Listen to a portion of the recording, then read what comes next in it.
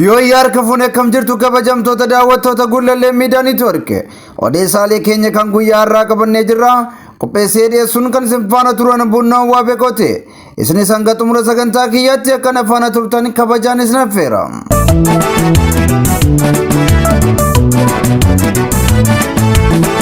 Godina Harargee Lixaa aanaa Ancar keessatti waraanni bilisummaa Oromoo loltoota mootummaa haleeluun himame.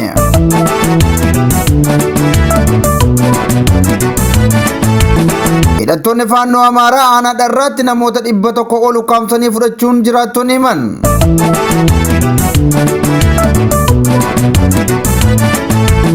Dhalattoonni Oromoo waajjiraalee bulchiinsa magaalaa Finfinnee keessa turan ramaddii miilanaatiin dhiibamaa akka jiranis dubbatanii jiru.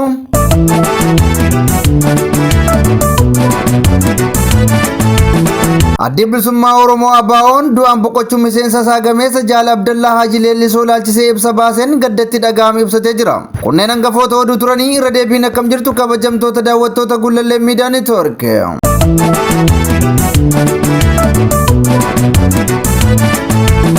Godina Harargee Lixaa aanaa Ancar keessatti waraanni bilisummaa Oromoo loltoota mootummaa PP haleeluun himame. Waraanni bilisummaa Oromoo tarkaanfii ilaalessaa waraana faashistii PP irratti fudhatu jabeessee itti fufee jiraachuu maddeen himaniiru.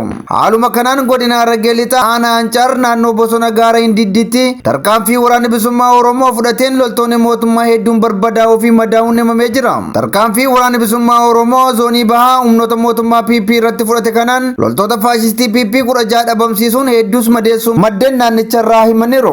Lola aanaa Ancar keessatti waraanni bilisummaa Oromoo geggeesse kanaan kan rifate humni biltiginnaa humna dabalataa galchuun deebisanii haleeluu waggaa eegalanis waraanni bilisummaa Oromoo dura dhaabbachuun injifannoo boonsaa galmeessuu maddeen keenya eeraniiru. Erga ajajaa olaanaan waraana Itoophiyaa Fiild Maarshaal Biraanuu Juulaa waraana keenya dura qaamni dhaabbatu hin jiru jechuun miidiyaa isaaniin lallabanii boodas loltoonni isaanii haleellaa waraana bilisummaa Oromootiin isaan irratti banamu qolachuu dadhabuun akka baalaatti harca'aa jiru.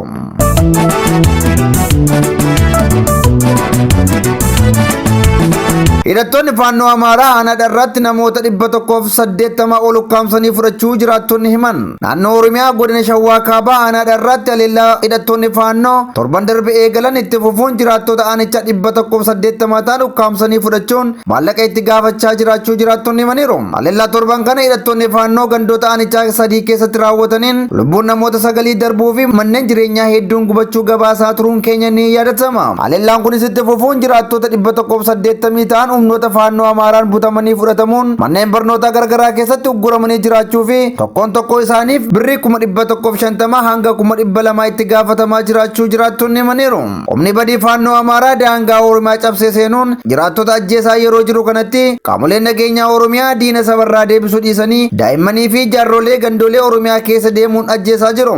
Shawaa Kaabaa darratti caasaan mootummaa hedduun humnoota Amaaraaf tumsuun jiraattota dararaa akka jiran gabaasaa turuun keenya ni yaadatama. Kaayyoon isaanis aanaa darraa gara naannoo Amaaraatti kutuudhas jedhamee jira.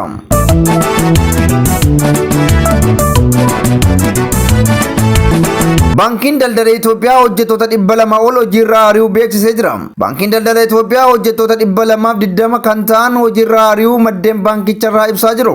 Hojjettoonni baankii daldala Itoophiyaatiin hojiirraa ari'aman kunneen sanada sobaatiin baankichatti qacaramanii hojjechuu isaanii hordofee akka teessimameera. Hojjettoonni yeroo ammaa kana baankichaan ari'aman waggaa tokko dura gulaallii qacarrii baankichi baasee darbuun hojjetaa dhaabbii baankichaa akka ta'an ragaan ni mul'isa. Namoonni sadan sobaan qacaramuun hojjetaa baankichaa ta'an kunneen irra caalaan isaanii hojii barbaaddota naannoo Amaaraa irraa dhufan akka ta'an beekameera.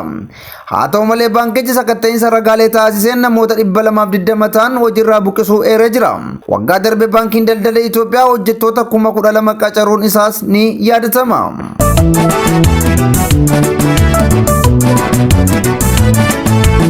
Dhalattoonni Oromoo waajjiraalee bulchiinsa magaalaa Finfinnee keessa jiran ramaddii miilanaatiin dhiibamaa akka jiran himan. Bulchiinsi magaalaa Finfinnee muddee bara 2023 keessa ga'umsa hojjettootaa madaaluuf qormaata laachuun isaa ni beekama. Tibban ammoo ramaddii hojjettoota taasifamaa jiruun dhalattoonni Oromoo dhiibamaa jiraachuu maddeen itti dhiyeenyaan hordofan himanii jiru.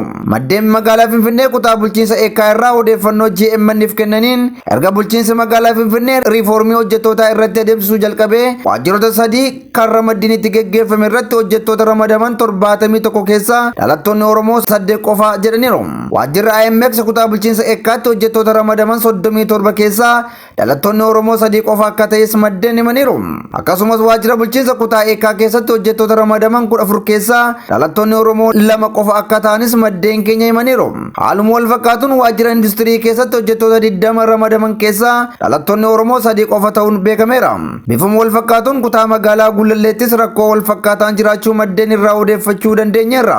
Waajjiraalee mootummaa magaalaa Finfinnee fi kan federaalaa dhalattoota saba Amaaraa qofaan dhuunfatamuun kanneen saba biroo ta'an dhiibaa uumuun isaanii ni yaadatama. Yeroo qaamni ani Oromoodha ofiin jedhu magaalaa Finfinnee hoogganaa jirutti dargaggoonni Oromoo magaalicha keessatti hojjetanii jiraachuuf carraan hojii irratti cufamuun yaaddessaa ta'uu maddeen keenya himaniiru.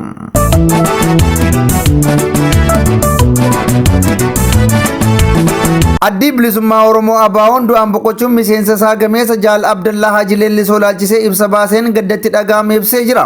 Jaal Abdallaa Haji Leellisoo kibba bahaa Oromiyaa godina Arsii bahaa magaalaa Asallaatti bara 1956 abbaa isaanii Haji Leellisoo kaawoo fi haadha isaanii aadde Cuqulee Kuulii irraa kan dhalatan akka ta'e ibsi adda bilisummaa Oromoo ibseera. Jaal Abdallaan yeroo umuriin isaanii barnootaaf ga'u achuma magaalaa Asallaatti barachaa qabsoo Oromoo keessaa qooda fudhachuun caayaa uummataa jalatti ijaarame osoo qooda qabsoo ba'ataa jiru bara 1978tti qabsoo bilisummaa Oromoo ABO'n durfamutti makamee jiras jedhameera. Kanaanis miseensa ABO ta'uun ramaddii dabballummaa fudhatee qonya kibba bahaa keessatti bakka dhaabni isaa isa bobbaase bobba'uun uummata barsiisaa tureeras jedhameera. Bara chaarteraa bara 1991 yeroo dhaabni waajjira muummee Gullallee tures ogummaa konkolaachisummaa barateen Finfinnee irraa kibba bahaatti deddeebuun tajaajila qabsoo kennaa tureera jedhameera. Maatiin Jaal Abdallaa qabsoo bilisummaa Oromoon durfamu keessatti wareegama qaama qalbii hanga lubbuu itti baasaniiru. Waldaa Maccaa fi Tuulamaa hundeessuu irraa qabee hanga bu'uureffamuu ABO'tti hanga gaafa du'aan addunyaa kanarraa boqotanitti warra qabsoo bilisummaa Oromoo keessatti qooda mul'ataa kennaa turan akka ta'an ABO'n ibsa gaddaasaa keessatti tarreessee jira.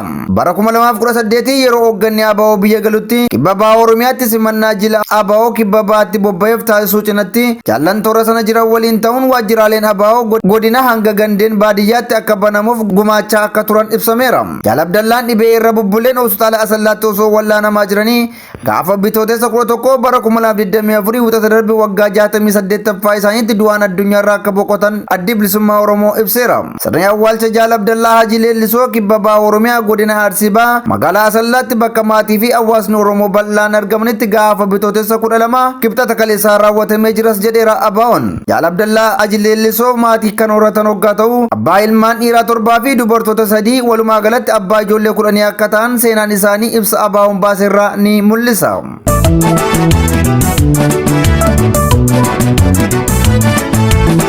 Ayyaanni kabajamtoota daawwattoota Gullallee Miidiyaa Neetwoork odeessaaleen keenya kan guyyaa irraatiif qabanne kanneen hangasii turanii qopheessee dhiyeessuun kan isin faana ture ana Buunnoo Waabeekooti.